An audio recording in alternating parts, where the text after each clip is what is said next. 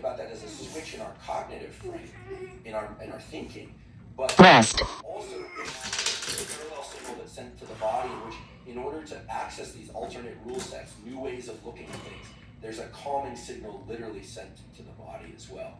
And I find this conversation fascinating because normally we just think about anxiety and exploration and rule setting and rule responses or responses to rules, etc., as a kind of the body sends signals and the brain does all this exercise, top-down process, right? Just sort of suppress the hypothalamus, control the limbic system. Right. And that's true. rest, Like, it's clear there are signals being sent to the body in parallel, and rather than look at the signals, it's more like conducting than suppressing. Exactly. Like conducting, like an orchestrator conducts. Exactly. And there's a very interesting phenomenon that takes place in people that have chronic anxiety, or for people who essentially stop accessing alternate rules and responses to these signals. exercise, What's showing up in chronic anxiety, certainly in certain forms of depression, and when people enter states of rage and dysregulation, rest, is that normally we know based on neuroimaging that the prefrontal cortex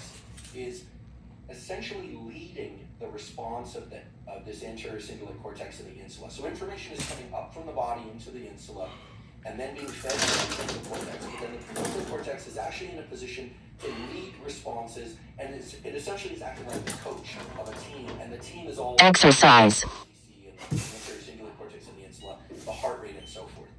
What happens in individuals who have chronic rest, or damage to the prefrontal cortex or dysregulation of these circuitries is that order actually reverses.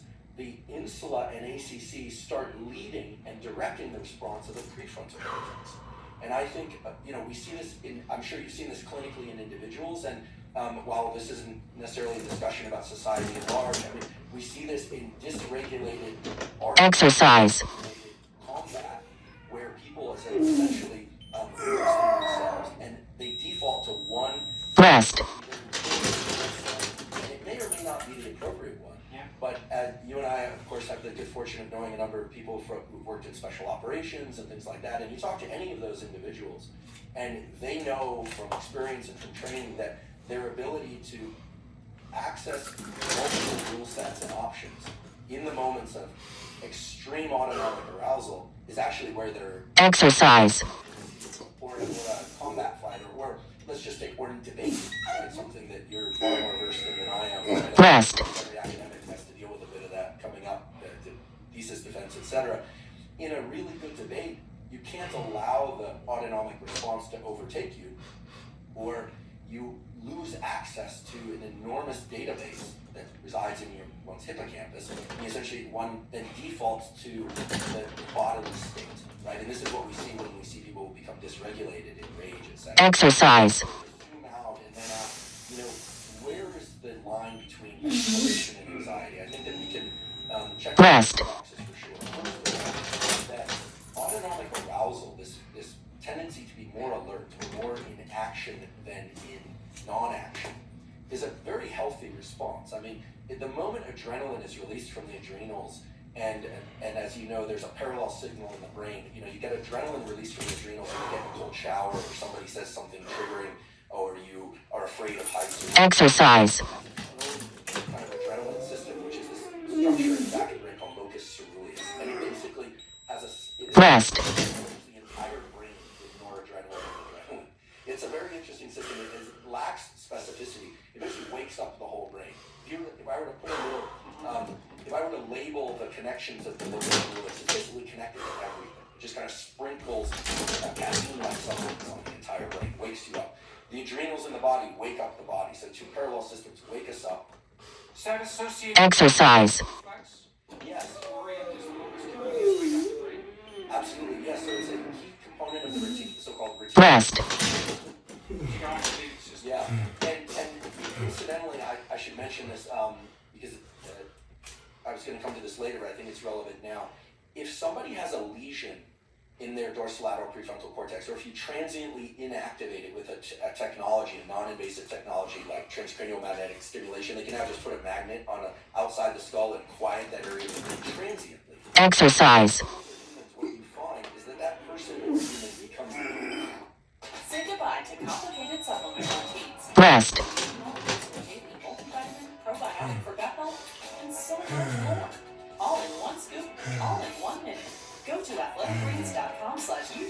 or special offer.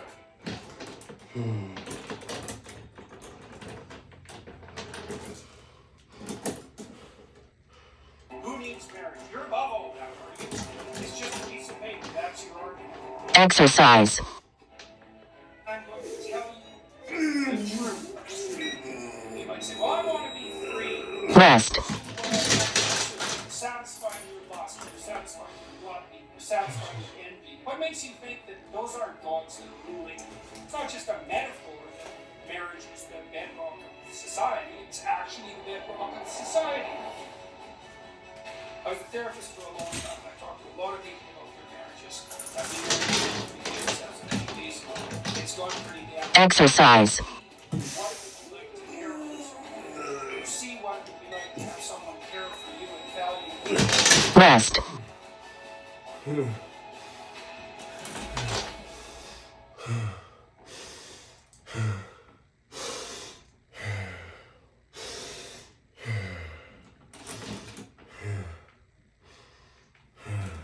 Incredibly active at any motor task.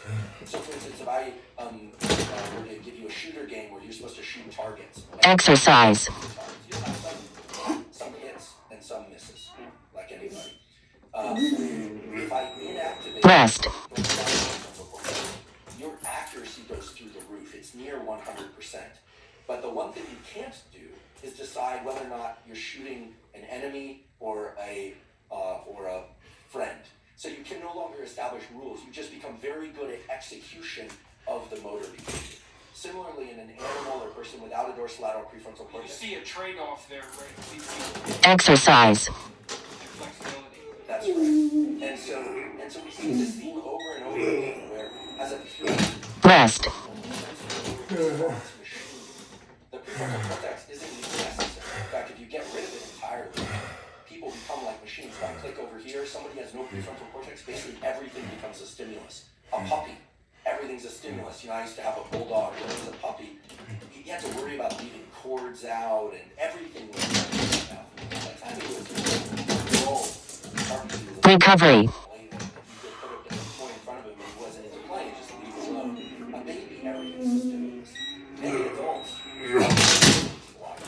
in their responses, right, when anxiety is high. In fact, I have a friend who's a psychologist. Tell me if you agree with this statement or not, that anxiety makes children of us all. I don't know if that's true or not, but certainly it's been my experience that when feeling anxious, I don't struggle with chronic anxiety, but I certainly have felt anxiety.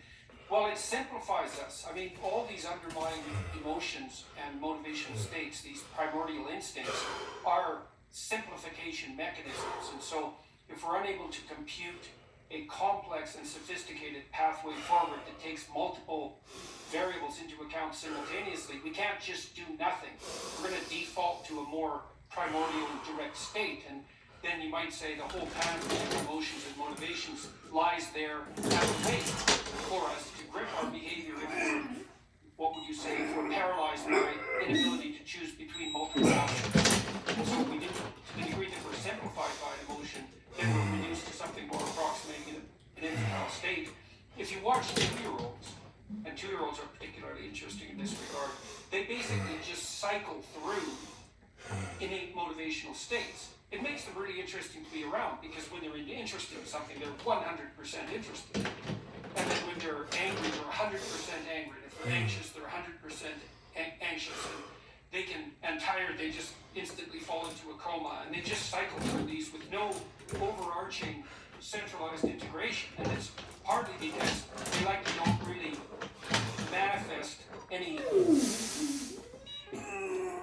integrated prefrontal cortical capacity until they hit about 3, where they can start to engage in joint play states with other children. Exercise. Then they can modulate their underlying emotions in accordance with an abstract representation or goal. Sometimes Rest. share. That's part of